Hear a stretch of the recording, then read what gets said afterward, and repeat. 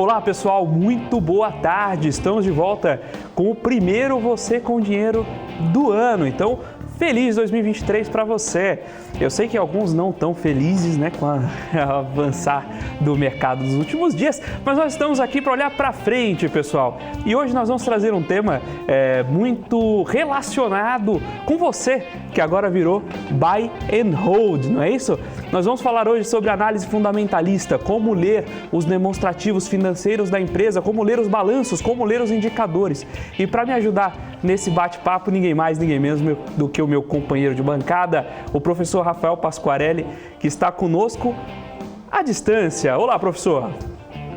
Como vai, Felipe? Como vão todos os nossos ouvintes, os nossos espectadores, telespectadores? Nossos investidores. Os investidores. Eu estou aqui num cenário tropical, à distância, e o Felipe está na Selva de Pedra, em São Paulo, para discutir hoje análise fundamentalista. Estou aqui direto dos estúdios da BMC. Você está direto dos estúdios da BMC e eu estou aqui direto de uma filial aqui no Guarujá. Você compreendeu? O Gani, eu sei que o Gani está em Nova York. Tomando cerveja de $25 cada unidade. Mas eu estou aqui em reais, no grande e belíssimo Guarujá, em São Paulo. Muito bem, professor. Você comentou comigo, antes de a gente trazer o programa, sobre a importância da análise fundamentalista e o que a gente pode tirar dos demonstrativos financeiros das empresas. Muita gente olha o balanço de uma empresa e entende como números pro forma, especialmente entende a contabilidade como simplesmente um exercício burocrático. E, na verdade, não. Os demonstrativos financeiros têm a sua função gerencial, eles são criados para atender a função gerencial em essência. E deles, nós conseguimos tirar uma série de informações que nos ajudam também a avaliar, a investir ou não numa empresa. Professor, você pode compartilhar conosco algumas ideias de como olhar esses demonstrativos e quais indicadores a gente pode levar em consideração na hora de avaliar uma empresa?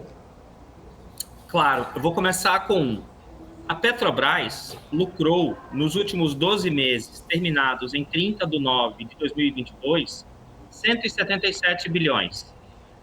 Com certeza, no Natal, no festa de Réveillon, aquele tiozão chegou para você e falou: não, mas esse número aí tem resultado de venda de subsidiária. Então, esse 177 bi é conversa de liberaloide. Felipe, tem como responder ao tiozão lá do Réveillon ou do Natal se o 177 bi, o grosso, é resultado recorrente ou foi por venda de alguma unidade de negócios? Sem sombra de dúvidas. Aqui, como a Petrobras, como qualquer empresa listada no Brasil, na verdade, qualquer empresa de capital aberto, não necessariamente listada, apresenta os seus demonstrativos financeiros a público trimestralmente, sejam as ITRs, os demonstrativos intermediários, sejam as DFPs, que são os demonstrativos anuais. Eu estou aqui com o demonstrativo da Petrobras aberto, inclusive no Com Dinheiro, Então a gente faz o nosso pequeno jabá por aqui também. O resultado líquido da Petrobras, eu estou puxando aqui o trimestre de 30/9, tá? Só no trimestre 30/9, nos últimos 3 meses, de 30/6 a 30/9, teve um lucro acumulado de 46 bilhões de reais. 46 bilhões de reais. Essencialmente, esse resultado é operacional. Você tá acompanhando o balanço, é isso mesmo, professor? Não, é isso aí mesmo que você está falando, Felipe. O grosso disso daí é resultado operacional. Se a gente for olhar o lucro, o resultado líquido das operações continuadas, no trimestre foi 46 bilhões. Então, o que isso significa? Esses 46 bilhões não estão poluídos por resultados de venda de ativo da companhia. Isso daí é resultado da vendinha da Petrobras, do feijão com arroz.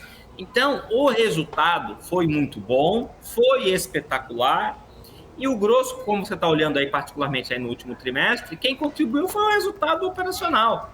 Não foi resultado de venda de uma subsidiária e, por conta disso, o resultado foi gigantesco. Você está olhando, no trimestre isolado, 44 bilhões de reais de lucro operacional das atividades. E tem até uma linha, como que é mesmo essa linha, Felipe? Das atividades, como que fala? Resultado líquido das operações continuadas. Você compreendeu? Então, aqui você não deve encontrar resultado fruto de venda de companhia. Por que isso é importante, Felipe? Porque efetivamente é uma preocupação saudável verificar se o resultado da empresa, que foi muito bom, é de origem recorrente ou não recorrente. Então, imagine você que ganha R$1.000 por mês, por hipótese. E aí você fala o seguinte, esse último ano eu ganhei 70 mil. Mas como que você ganha 70 mil no ano se você ganha 1.000 por mês? Não, eu ganhei 12 mil no ano, mas eu vendi uma propriedade por 50 mil reais, por 60 mil reais. Então, essa atividade esse resultado que você teve, essa receita que você teve pela venda da propriedade, ela não é recorrente. Então, efetivamente, é uma preocupação absolutamente cabível verificar se o resultado de uma empresa vem da vendinha, vem do feijão com arroz, né, de comprar, vender mais caro e assim por diante, ou se veio um resultado muito bom porque você vendeu uma unidade de negócio. A preocupação é absolutamente cabível. E aí, já tem um indicador que já mostra isso, que é o lucro operacional. O lucro operacional ou o EBITDA, eles mostram, no caso do lucro operacional, o resultado das atividades operacionais. Então, se a empresa fez uma venda de uma unidade de negócio, isso não deveria estar no lucro operacional. E eu acho que qualquer pessoa que se interesse por investir em ações deveria saber desse aspecto. O que você acha, Felipe? Concordo perfeitamente, professor. Inclusive, me chama a atenção, estou olhando aqui a tela que você deve conhecer bem, é Fundamentalista com Dinheiro, e eu vejo que o EBITDA é um pouco maior, por exemplo, do que o lucro bruto na Petrobras. O que explica esse tipo de... não seria uma distorção, o EBITDA não é um indicador contábil, mas eu queria que você explicasse um pouco, professor, onde pode estar essa diferença entre EBITDA e lucro bruto, de modo a permitir um EBITDA superior ao lucro bruto num demonstrativo? Deprê e amor. Calma. A gente está falando de finanças, programa de finanças. Pessoal que passou o Réveillon ouvindo aquela música sertaneja, aquela música de sofrência, agora tudo parece fazer sentido no mercado financeiro, não é isso? Tudo é culpa de dois elementos, deprê e amor, é isso? Deprê e amor. Então, o que eu quero dizer com deprê e amor? Eu quero falar de depreciação e amortização. Né? A depreciação é a perda de valor de bens corpóreos. Então, imagine que você tem um prédio. Esse prédio, naturalmente, ele não diminui a quantidade de andares ao longo do tempo, mas ele passa a valer menos, ele vai depreciando. E a amortização também é muito parecida com a depreciação. A amortização também é a perda de valor de bens não corpóreos. Então, a amortização de uma licença, a amortização de um direito de uso. Então, você pega uma empresa como a Petrobras, ou qualquer outra empresa petrolífera do mundo, ela possui muitos investimentos. Então, ela tem um ativo fixo, assim, gigantesco. Esse ativo fixo, imagine plataformas de petróleo, caminhões, imagine a quantidade de equipamentos que tem uma petrolífera. E esses equipamentos, eles gradativamente perdem valor, e a expressão da perda de valor desses ativos corpóreos é a depreciação. Então, se aceita que um carro deprecia em 5 anos. Então, essa depreciação, Felipe, ela tem uma natureza contábil. Se quem estiver nos assistindo for um engenheiro, o engenheiro sabe que um equipamento vai perdendo a sua capacidade na medida que ele vai ficando mais velho.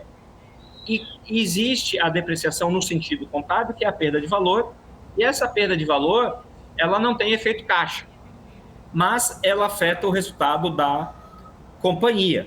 Então, imagine que você seja dono de um hotel e você investiu 20 milhões de reais na construção do prédio. E vamos assumir que esse prédio deprecia em 20 anos. Então, todo o caixa foi desembolsado quando você construiu esse prédio. Mas a contabilidade permite que você lance a depreciação, vamos supor, por 20 anos. Então, vamos supor, você gastou 20 milhões para construir o prédio, a contabilidade permite que você, a contabilidade societária, vamos supor, permita que você lance a depreciação durante 20 anos. Então, você vai lançar 20 milhões dividido por 20, que dá 1 milhão por ano. Esse 1 milhão não tem efeito caixa. Ele teve efeito caixa quando você fez o investimento. Mas ele reduz a base de cálculo do lucro tributável. E o lucro operacional, ele está deduzido da depreciação. Mas o EBITDA não está. Então, se a empresa tem uma base de depreciação gigantesca, para você chegar no EBITDA, você pega o lucro operacional e soma a depreciação. E se essa base de depreciação for gigante, o EBITDA pode até acabar ficando maior que o lucro bruto. Foi uma explicação razoavelmente longa, mas não existem respostas muito curtas para perguntas razoavelmente elaboradas, como foi a sua. De fato, pessoal, a gente tenta trazer aqui os temas da maneira mais acessível que a gente consegue. Mas se alguém te promete que finanças de empresas, finanças corporativas, é um tema fácil, que qualquer um consegue aprender em 1 ou 2 meses, com 1 ou 2 livros, desculpa, mas esse sujeito está te enganando, porque não é fácil, não é trivial. A gente tenta naturalmente passar pelos tópicos da maneira mais acessível possível, mas é impossível colocar isso em 1 minuto e meio, não é verdade? Mas vamos lá, eu queria aproveitar aqui a pausa só para agradecer os comentários aqui, o pessoal trazendo Feliz Ano Novo, né? Feliz Ano Novo, Regis Andrade aí deixou o seu tchauzinho. Tem o pessoal aqui comentando que o Marcelo Pereira, Rafael já esclareceu, ele não está na fazenda dele, está na casa de praia. Então, o Marcelo, ele está na casa de praia. Agora, tem um comentário aqui, PD Júnior. Felipe, eu vou quebrar aqui um protocolo. Felipe, manda um abraço para minha prima, Elma Maria, ela te adora. Elma, forte abraço, muito obrigado. A gente não costuma trazer os abraços aqui, mas dessa vez eu vou ter que quebrar o protocolo. Forte abraço, Elma, muito obrigado por nos acompanhar. Rafael, você comentou sobre o EBIT, né? A gente comentou em outros programas também sobre a predileção do mercado financeiro lá da Faria Lima pelo indicador de EBITDA, o EBITDA, né? E o que a gente percebe é que essa predileção acaba se espalhando sem que sem que os novos usuários desse indicador tenham criticado esse indicador. E muitas vezes eles olham o EBITDA como indicador de lucro ou como indicador de geração de caixa. Mas nem sempre todo o EBITDA que a gente tem na empresa, né, que a gente calcula, né? Como eu disse, o EBITDA não é um indicador contábil, é um indicador gerencial calculado a partir do EBIT, somado a depreciações e amortizações, devolvendo depreciações e amortizações, mas ele tem essa presunção de ser a estimativa da máxima capacidade de geração de caixa da empresa, mas ele não é a geração de caixa da empresa. As empresas precisam cobrir parte da sua depreciação e da sua amortização como investimentos, pelo menos parte dela, né? Eu queria que você comentasse, professor, a diferença entre fluxo de caixa e EBITDA e, se possível, a utilidade de um indicador que quem faz análise de empresas, né, no meio profissional, a gente acaba vendo que é muito utilizado, mas que muitas vezes passa batido pelo investidor comum, que é o FCO sobre EBITDA, né, essa relação entre fluxo de caixa operacional e EBITDA. Perfeito, Felipe. Então, o EBITDA, ele é muito apreciado pelo pessoal da Faria Lima e pelo pessoal do Leblon também. Às vezes a gente recebe mensagens, o pessoal falando que só fala da Faria Lima. Ó, pessoal do Leblon, vocês também, tá? Então, não precisa ficar chateado. Então, o ponto é o seguinte, o EBITDA, ele é uma medida que evidencia a capacidade de geração de caixa, sob o ponto de vista operacional de uma empresa. É a capacidade de geração de caixa de uma empresa. E não necessariamente essa capacidade consegue ser entregue na forma de fluxo de caixa. Então, se a gente fizesse uma pergunta assim numa prova, o EBITDA mostra quanto a empresa gera de caixa. E aí muita gente ia responder sim. Aí eu já ia zerar a questão, eu iria zerar a prova e eu nem iria corrigir a próxima prova do bolo de tão chateado que eu ia ficar com essa resposta. Porque o EBITDA não mostra quanto a empresa gera de caixa. O EBITDA mostra quanto a empresa pode gerar de caixa. Quanto a empresa gera de caixa é o fluxo de caixa. Então, você tem duas medidas parecidas, mas, na verdade, elas são bem diferentes. Uma é o EBITDA, que mostra a capacidade que a empresa tem de gerar caixa. E a outra é o fluxo de caixa das atividades operacionais.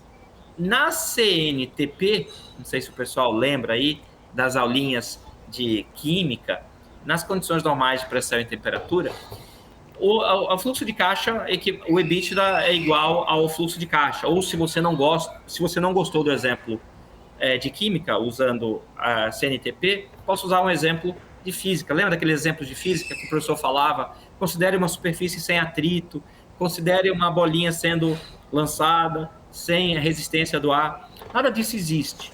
Tudo isso é teórico. Então, no EBITDA seria o fluxo de caixa da empresa na CNTP ou, usando o exemplo físico, a metáfora física, numa superfície sem atrito. Então, o que eu, se eu fosse investidor, eu não sou, porque eu sou um reles professor, tentando passar um pouquinho do que eu sei, é você que gosta de analisar empresas, verificar quanto o fluxo de caixa representa do EBITDA. Então, vamos supor que a empresa de maneira contumaz entrega um fluxo de caixa que é 30%, que seja 30% do EBITDA. Pô, todo ano, o fluxo de caixa da empresa, fluxo de caixa das atividades operacionais é 30% do EBITDA. Cara, pega esse EBITDA e joga no lixo. Por quê? Porque se todo ano a empresa só consegue entregar 30% do EBITDA, ela tem um gravíssimo problema de converter o EBITDA em fluxo de caixa. O fluxo de caixa não mente. O EBITDA dá para fazer ele mentir. O EBITDA pode ser Pinóquio, né? Então, tem um monte de empresa aí na Bolsa com EBITDA Pinóquio. Como o Felipe disse, ela não é uma medida contábil. Você não vai pegar a DRE da empresa, ou a DFC da empresa, ou qualquer outra demonstração, DRE, DFC, balanço patrimonial, e você vai estar lá assim, EBITDA. Não tem. Porque você vai lá e calcula a partir dos dados do balanço. Só que você sempre vai poder... É sempre possível fazer ajustes. Você compreendeu? Então, e o EBITDA da parte do lucro também, que é uma medida contábil. O lucro usa regime de competência. Então, olha o fluxo de caixa das operações. Se o fluxo de caixa das operações for muito parecido com o EBITDA, que eu duvido que seja, aí você usa o EBITDA mais tranquilamente. O Marcelo comentou aqui, né? Os analistas começam a usar o EBITDA como se fosse uma medida de valor, né? O EBITDA não é definitivamente uma medida de valor, é uma medida, de novo, uma tentativa de estimar o fluxo de caixa que poderia ser gerado, mas nunca vai ser. Lembrando, como o professor trouxe, quando você tem o ajuste de depreciação e amortização, ele é um ajuste sim, que é um ponto da DRE, né, que impacta DRE, mas não impacta caixa. Então, você poderia, sim, ter essa folga de caixa para além do lucro. Mas o que a gente sabe é que, para uma empresa continuar sobrevivendo, ela precisa continuar investindo, né? Investimento impacta a caixa e não impacta a DRE. E daí, o espaço a fazer essa manobra, esse sonho que o professor Rafael trouxe, que é justamente você criar nas linhas contábeis, você ser muito otimista no uso de alguns recursos, especialmente quando a gente fala de empresas em que isso não é tão preto no branco. Se você compra um prédio para operar o seu escritório, ou melhor, no caso da Petrobras, você compra equipamentos para furar um poço, é bastante óbvio que se trata de um investimento, mas existem casos que estão no limiar, não é isso, professor? Então imagina uma empresa de software, por exemplo. O desenvolvimento do software, né? A contratação dos programadores que desenvolvem um código que vai permanecer gerando valor ao longo do tempo. Isso é investimento ou é despesa? Então, essa é uma boa pergunta. E tem empresas que pegam o desenvolvimento do software e capitalizam, o que eu quero dizer? Lançam no ativo da companhia, e isso teria aqui numa conta de intangível, esse desenvolvimento de software, até que esse software possa ser usado. Então, se a empresa faz isso, automaticamente ela já está dando uma turbinada no lucro. Não tem nada de legal nisso. A contabilidade permite que seja assim. Mas tem outras empresas de software que pegam todo o gasto de desenvolvimento e não ativa. Já joga na DRE, reduzindo o lucro. Aí só com essas informações, imagine duas empresas que façam exatamente a mesma coisa.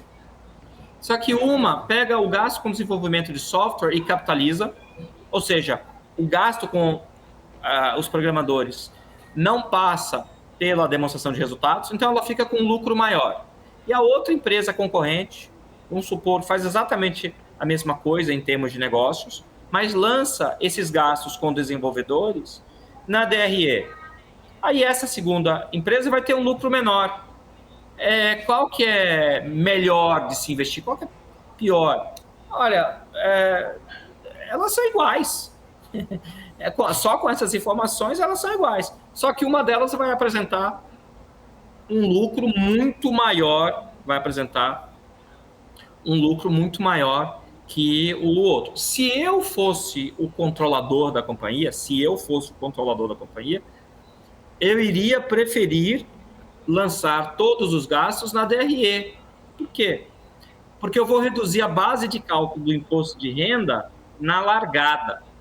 Eu vou pagar imposto de renda. Agora, por que eu capitalizaria? Jogaria lá no ativo. Vamos supor que eu queira vender a empresa e eu queira mostrar números mais bonitos. Não joga no resultado, joga lá no ativo da empresa. Mas isso não passa qualquer cara minimamente escolado, quando for analisar os números da empresa, vai perceber que isso está sendo feito, tá bom? Então, é isso. As pessoas têm que ter um mínimo de conhecimento de contabilidade para poder entender as demonstrações financeiras e aí poder tomar as decisões de compra e venda das ações, pensando no buy and hold, né? Também, a gente sabe que tem gestoras que usam essa análise fundamentalista para ficar short em papel, para ficar vendido no papel, e não é para ficar vendido numa operação de day trade, que vai carregar essa posição por algum tempo. Que o diga a esquadra em relação ao grande IRB. Você comentou sobre lançar a despesa como ativo, né? Ativar essa despesa como forma de melhorar o resultado. Existe também o limite, né, de você deixar só no 0 a 0, especialmente quando a empresa é uma corporation, né, quando a empresa tem capital pulverizado, não tem um dono específico, a administração tentar calibrar o suficiente de lucro para não deixar a empresa ficar no vermelho e o sujeito perder o emprego, mas também não gerar muito resultado para que a empresa também não pague muito imposto. Isso também compromete o bônus do diretor financeiro, né? Então, é muito importante você conhecer essas linhas e saber criticá-las, né? Especialmente na consistência das linhas. E aí é um ponto importante, né? A gente sempre comenta sobre IPOs. Quando você investe no IPO, você não tem esse histórico, né? É muito mais difícil fazer uma manobra contábil por 10 anos, por 20 anos, do que fazer por 2 ou 3 trimestres prévios à publicação do prospecto. Então, se você vai investir num IPO, esses nuances são muito mais impactantes e você fica muito mais sensível a eles. Quando você tem uma empresa que está listada há muito tempo na Bolsa, é muito mais difícil que ela mantenha essas práticas por muito tempo, porque uma hora o caixa, você vai ter a demanda de caixa para converter ali o resultado. Né? E aí, de novo, assim, aí entra a dificuldade. Felipe, fazendo assim ou fazendo assado, o fluxo de caixa não muda. O fluxo de caixa não muda. Então, é muito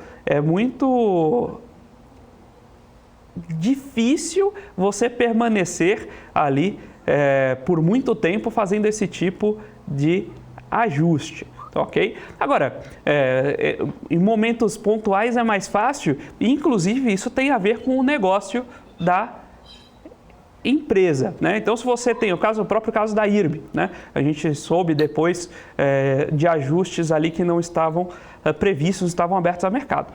Vamos lá. Se você volta no negócio da empresa, são negócios muito mais difíceis de a gente avaliar, tem muito mais subjetividade na avaliação dos números. Agora, quando você tem empresas mais regulares, é muito mais fácil de você tocar adiante, você ler um balanço sem tantas possibilidades de flexibilização. Ok? Uma coisa que eu queria comentar aqui também, o Rafael comentou sobre ele ser o controlador da empresa. Existe uma diferença entre as demonstrações que são publicadas como consolidado da holding ou da estrutura pertencente e as demonstrações que são publicadas sob o estrito ponto de vista do controlador. Eu queria que o professor Rafael comentasse um pouco sobre esse tema, mas daqui a pouquinho, logo depois do intervalo.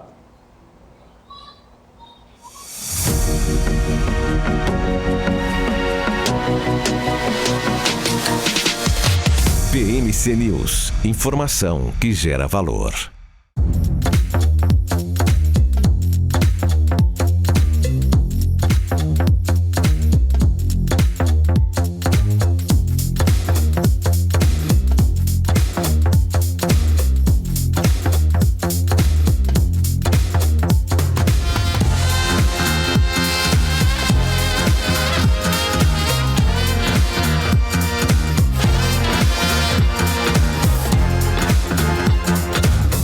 Você está cansado da mesmice? Negociando em plataformas com ferramentas desatualizadas? Falta variedade e funcionalidade? Aproveite nossa grande seleção de ferramentas de trade. Baixas taxas de negociação, suporte em português 24 horas por dia, com mais de 200 criptomoedas disponíveis para trade e a facilidade de depósitos com Pix. Aproveite o futuro agora. Bybit. Abra sua conta hoje mesmo. Bybit.com. Olá pessoal, estamos de volta com o segundo bloco do Você com Dinheiro de hoje, o primeiro do ano. E a gente está batendo um papo sobre análise fundamentalista e a leitura dos demonstrativos financeiros das companhias. Se você está acompanhando a gente pelo YouTube e ainda não deixou seu like, não fez sua inscrição no canal aqui da BMC News, não perca tempo, faça agora, deixe o seu like ali no vídeo.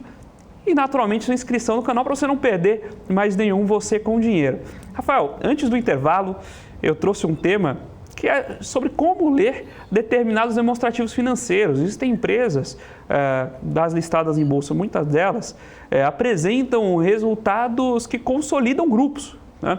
Quando você pensa grandes bancos, Banco do Brasil, Itaú, por exemplo, eles têm dentro das suas operações uma corretora, uma distribuidora, o próprio banco de varejo, um banco de atacado, que eventualmente são subsidiárias integrais, mas eventualmente não. O próprio caso do Banco do Brasil tem a BB Seguridade, que não é uma subsidiária integral, tem participações na Cielo e assim por diante. E daí vem uma questão que é fundamental, mas que, de novo, no dia a dia do investidor iniciante, muitas vezes passa ao largo. Então, eu queria fazer essa pergunta para você, professor.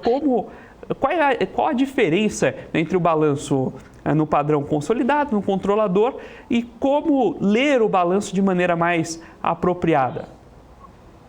Muito bem. Antes de mais nada, uma vez eu aprendi de um professor de finanças que muitas vezes a dificuldade de entender finanças é o português.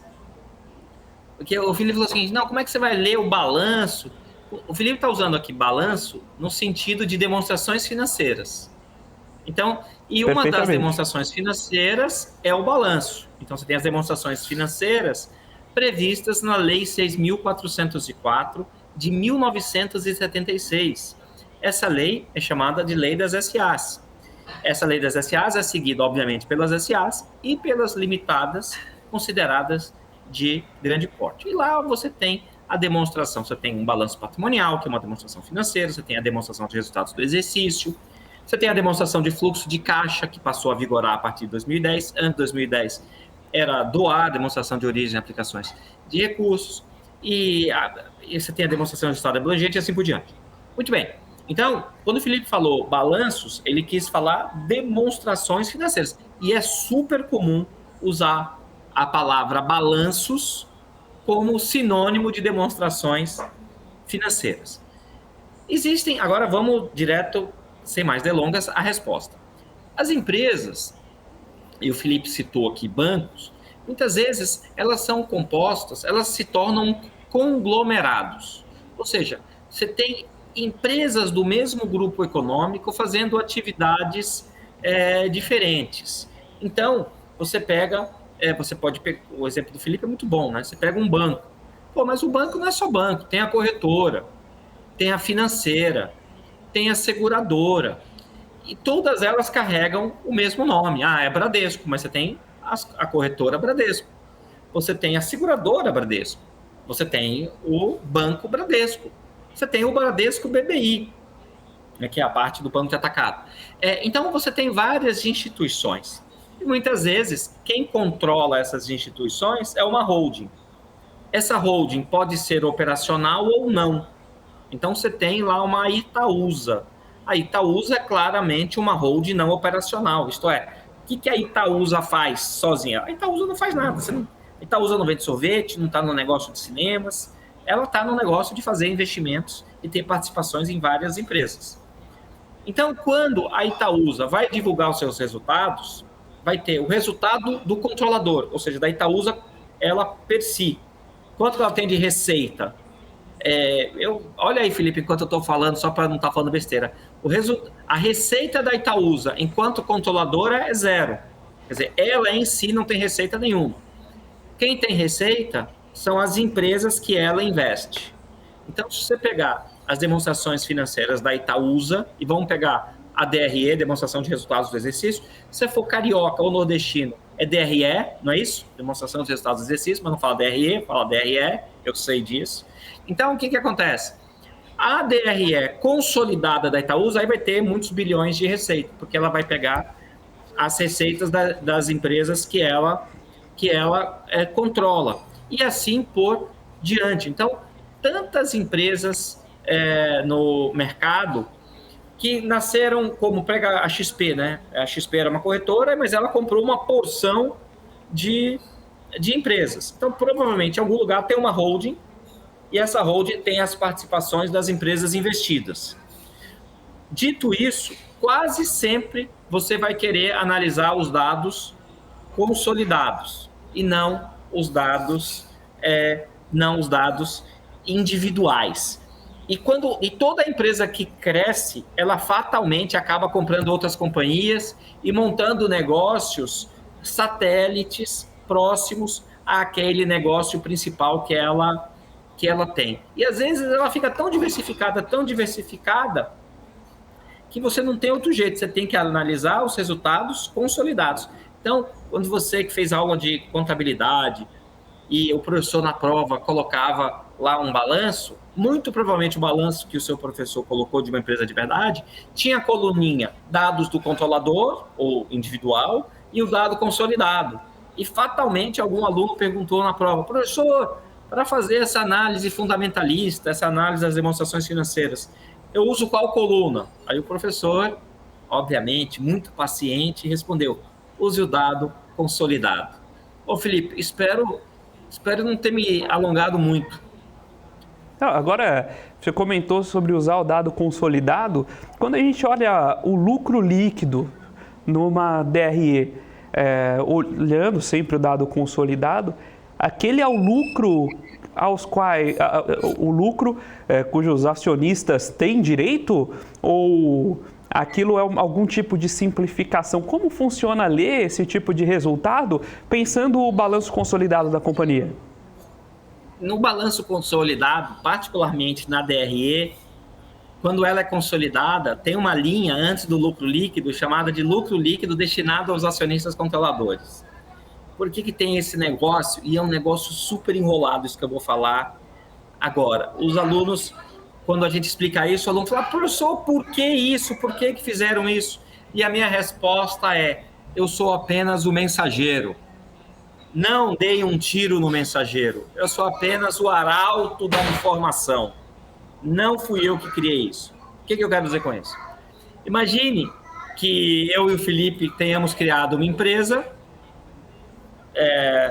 e a gente comprou 60% de outra companhia. 60% de outra companhia.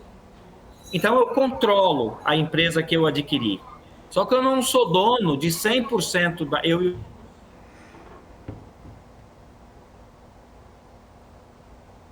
Tivemos um probleminha de conexão.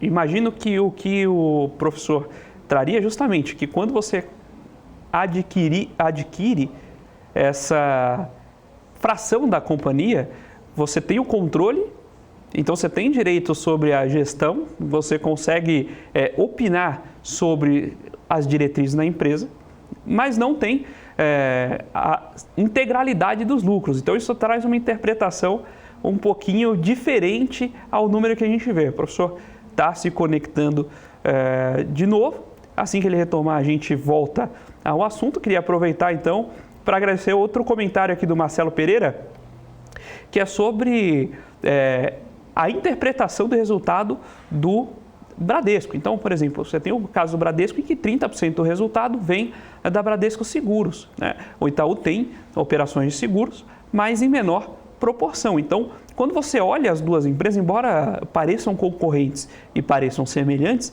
é importante levar em consideração que a origem do negócio é distinta. Então, fica ali o recado que a gente sempre reforça por aqui, que atrás do número que você vê na tela, daquele ticker, você tem também uma empresa, um negócio que deve ser avaliado. Então, conhecer as linhas de operação, conhecer os negócios da empresa é fundamental antes de investir, especialmente no longo prazo, ok? Pessoal, agora a gente vai caminhar para o segundo intervalo e daqui a pouco a gente volta com o terceiro e último bloco do Você com Dinheiro.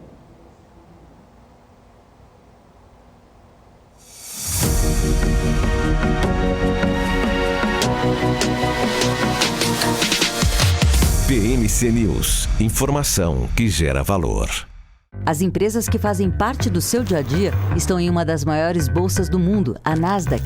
E a boa notícia é que você pode investir nessas empresas diretamente pela Avenue, sua corretora nos Estados Unidos. Com os dados das ações dos Estados Unidos fornecidos pela Nasdaq em tempo real, o cliente Avenue pode acessar diretamente as maiores bolsas do mercado americano. Entre neste mercado de tecnologia e inovação. Acesse avenue.com.br/Nasdaq e seja bem-vindo ao mercado global.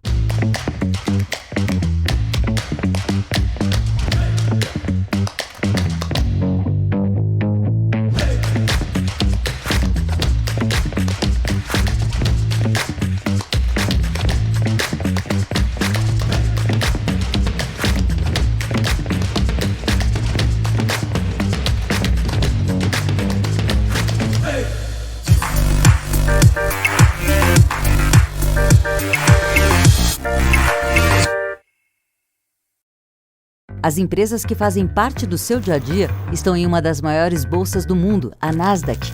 E a boa notícia é que você pode investir nessas empresas diretamente pela Avenue, sua corretora nos Estados Unidos. Com os dados das ações dos Estados Unidos fornecidos pela Nasdaq em tempo real, o cliente Avenue pode acessar diretamente as maiores bolsas do mercado americano. Entre neste mercado de tecnologia e inovação.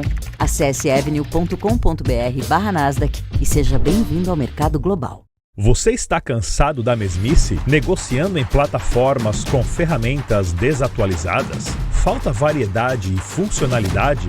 Aproveite nossa grande seleção de ferramentas de trade. Baixas taxas de negociação, suporte em português 24 horas por dia, com mais de 200 criptomoedas disponíveis para trade e a facilidade de depósitos com Pix. Aproveite o futuro agora. Bybit. Abra sua conta hoje mesmo.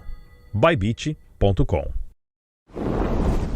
Notou a inflação explodindo recentemente? Preço da gasolina? O seu dinheiro está desaparecendo? Rentabilize suas criptomoedas com a Bybit Ganhos. Tudo isso em uma plataforma intuitiva, segura e dinâmica. Não perca mais tempo, porque tempo é dinheiro. Abra sua conta hoje mesmo. Bybit.com.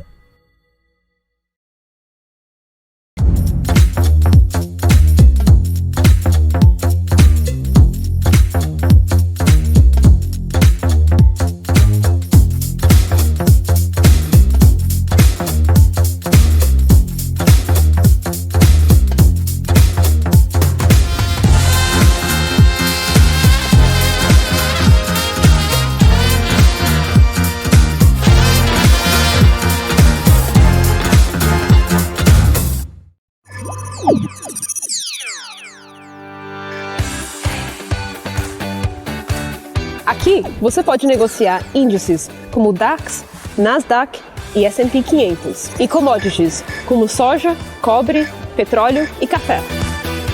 Além de ações e ADRs das maiores empresas do mundo, como a BMW, Google, Apple, Netflix e Disney.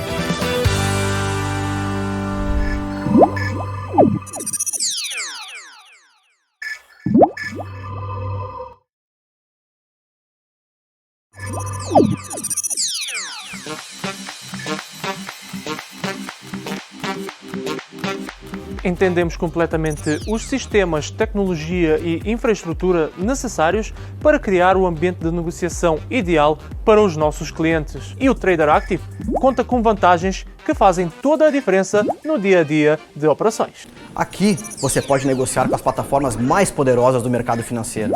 Nós fomos uma das primeiras corretoras mundiais a oferecer a MetaTrader, a plataforma mais utilizada no mundo, com acesso totalmente sem custos. Oferecemos também a nossa própria plataforma, a Active Trader, que foi desenvolvida sob medida para atender às necessidades dos nossos clientes, com tecnologia de execução exclusiva que proporciona uma performance totalmente fora da curva. Ela utiliza os mais avançados recursos gráficos da TradingView e traz uma experiência de negociação diferenciada.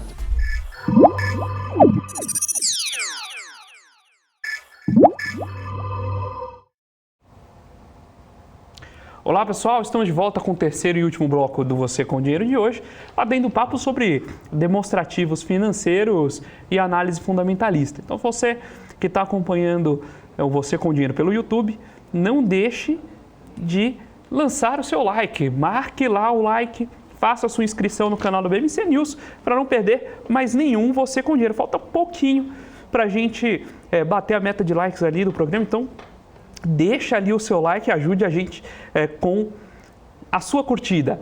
Pessoal, o professor Rafael Pasquarelli teve um problema de conexão, ele não pôde retornar, mas só fechando a questão da leitura dos resultados quando nós falamos de um balanço no formato consolidado. No formato consolidado, então se você tem controle da companhia, você tem o direito de incorporar aqueles resultados, o direito e naturalmente o dever de incorporar aqueles resultados aos números do seu demonstrativo. Então, quando você vê o balanço, por exemplo, de um conglomerado bancário como que nós falamos agora, o Banco do Brasil.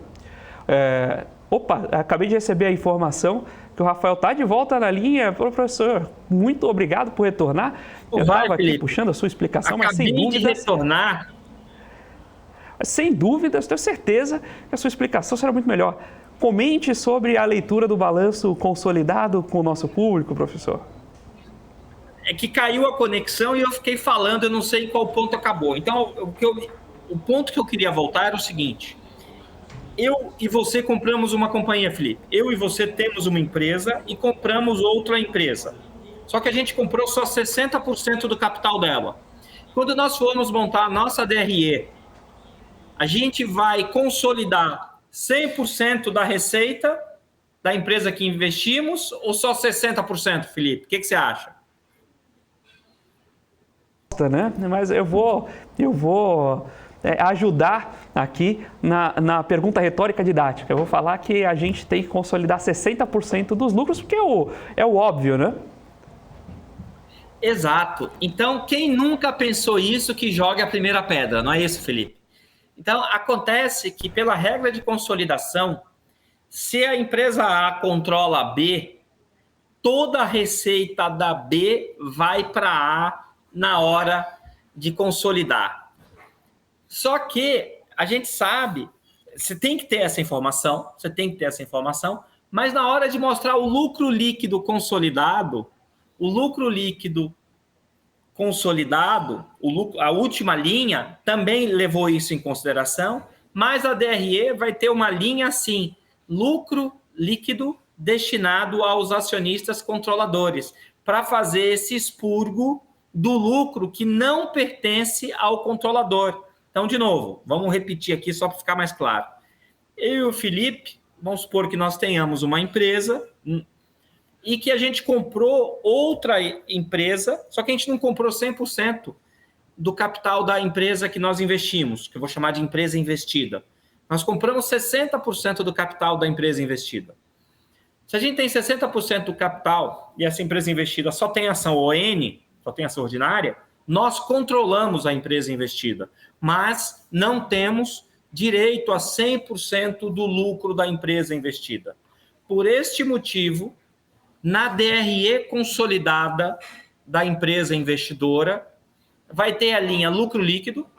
Essa linha lucro líquido assume que a empresa investidora tenha 100% do capital das empresas investidas, mas também vai ter na DRE da empresa investidora uma linha chamada lucro líquido atribuído aos controladores.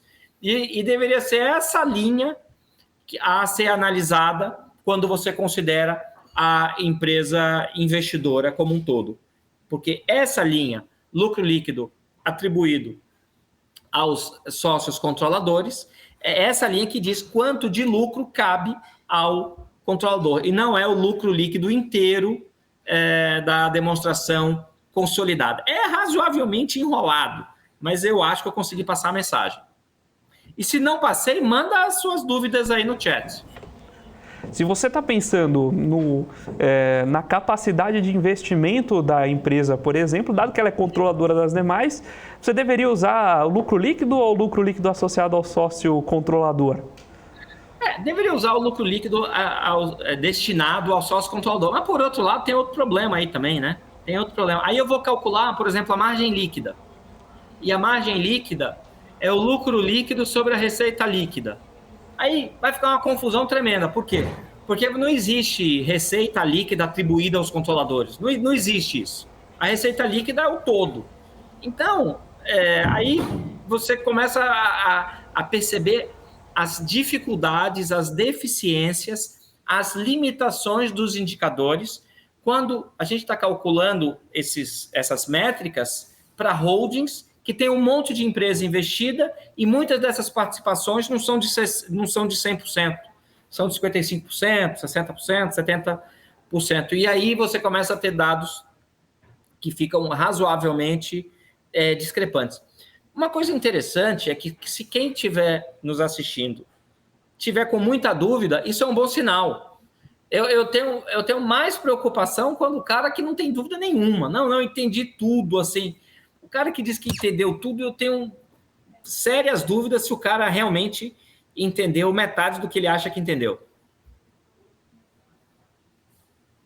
Geralmente, não. Isso, de fato, não é trivial. Inclusive, mexe na forma de interpretar, como você bem colocou, indicadores distintos, né? E é importante você saber dessa restrição, até para, de novo, quando você estiver aplicando em uma dessas companhias, naturalmente, você vai usar o indicador, mas saber onde podem estar as pedras no sapato. É importante você antever que o número que você está acompanhando pode não ser exatamente, não ter o exato significado que você imagina, não é isso? Professor E eu digo mais, Felipe, eu digo mais. Não vai ser no curso de contabilidade que você fizer que você vai ter condições de entender o que a gente está discutindo aqui. Por quê? Porque é uma minúcia bem grande, desculpa a contradição entre os termos, né? Uma minúcia grande, é uma minúcia, mas tem efeitos muito importantes na interpretação dos dados. E às vezes o camarada não está preparado ainda para entender isso. E se ele não está preparado ainda para entender isso, ele teria que tomar mais cuidado antes dele mesmo comprar as ações, né? Perceba que o que a gente fala aqui não é muito próprio do comportamento do trader. A gente está falando aqui de técnicas de avaliação de investimentos para comprar ação, basicamente para o cara que vai comprar e vai ficar por um tempo. Mesmo comprado ou vendido, né? Porque tanto faz, você poderia também ter uma tese que a empresa também está mal, mas a gente não está falando aqui de técnicas para você comprar e vender, entrar e sair no mesmo dia. A gente está falando aqui de técnicas para comprar e carregar. Mas se o cara não entende o mínimo de contabilidade ou dessas coisas, desses conceitos que nós estamos falando, eu sugeriria fortemente que ele procurasse um fundo de ações para investir, não ele próprio comprar as ações, porque ele talvez não soubesse ou ele não saiba o que ele está fazendo. Inclusive, existe o mínimo de tempo que você vai passar por exceções robustas. Por exemplo, a gente está sempre comentando que o fluxo de caixa tende a ser menor que o EBITDA, mas uma empresa que tem a depreciação muito alta em investimentos pontuais, né, você faz um investimento a cada 30 anos, que vai se depreciando ao longo desses 30 anos, durante a maior parte do tempo, você vai ter um fluxo de caixa maior do que esperado no lucro, por exemplo. E aí, essa inversão você só vai aprender caindo em cada um desses casos, em cada uma das situações. A gente comentou já aqui no programa sobre o balanço de empresas locadoras de veículos, né? Se você coloca investimento para dentro do resultado ou não, enfim. Existem uma série de nuances que você só vai aprender com o tempo e passando por cada uma das empresas. Professor Rafael, Felipe, muito obrigado pela participação de hoje. Diga, eu tinha uma situação anômala para mostrar, mas não vai dar tempo da gente discutir. Sabe a consulta que eu fiz, Felipe, enquanto você estava falando aí? Diga. Em um minuto. Eu usei o Com Dinheiro para perguntar se tem empresa que o lucro líquido é maior que zero e o lucro líquido associado aos controladores é menor que zero. E aí, o que você achou? Encontrei 3 empresas. Eu encontrei a Cinesystem, encontrei a Elemedia e encontrei a Oncoclínicas. No caso da Oncoclínicas, Felipe, mas a gente avalia isso em outra oportunidade. A Oncoclínicas teve um lucro nos últimos 12 meses de, vamos supor, 39 milhões de reais positivo. Mas o lucro atribuído aos controladores é negativo em 9 milhões. Como interpretar estes números, Felipe? Mas eu acho que vai ser um tema para um próximo programa, hein, Felipe? Vamos trazer esse tema no próximo programa. Agora, a gente lamentavelmente tem que encerrar. Professor, muito obrigado pela sua participação. Sem problema, Felipe. Até a próxima oportunidade. Um abraço. Um abraço. Pessoal, muito obrigado pela sua audiência. Fique agora com a Débora Oliveira no Top News para o fechamento do mercado de hoje. E até amanhã com mais um Você com Dinheiro.